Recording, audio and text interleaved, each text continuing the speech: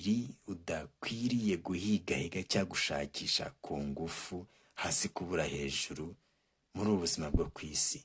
Icya mbere ni inshuti nyazo. Icya kabiri ni urukundo.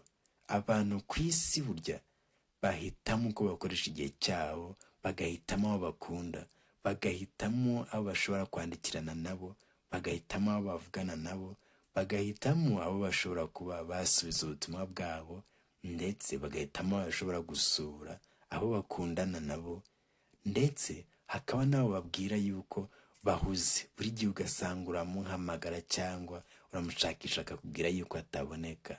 Rero nihagira ukubwira gutyo, uzamubwire, uzabyakire, ntuzamuhatire kuba yakubonera umwanya, kubera yuko nugerageza kuba wamusaba ngo akubonere igihe kandi nta mwanya wari ufite, we rero abishatse yatuma unabikomerekeramo. Niyo mpamvu we abishatse niwe wakubonera umwanya. Uramenye, ntabwo ushobora kuba rwose wahatira umuntu kukugirira ibyiyumviro, wahatira umuntu kugukunda, wahatira umuntu kuba hari ikindi yagukorera ngo abe hafi yawe. Ntabwo ugomba gusabiriza cyangwa kuba wategeka cyangwa wahatira umuntu kuba yagukunda.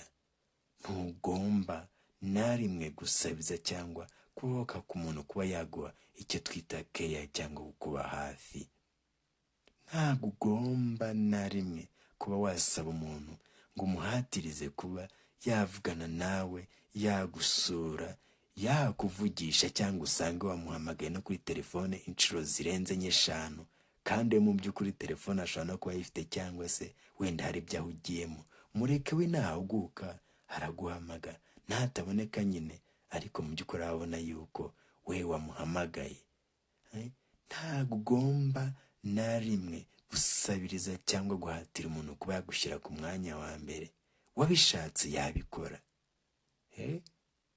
Ariko niba umuntu adashaka kuba uwa mbere mu buzima bwawe, wimuhatira, kuko rimwe na rimwe uzasanga ushaka kuba uwa mbere mu buzima bwawe kandi we nyamara agushyira ku mwanya wa kure cyane. Uramenye rero.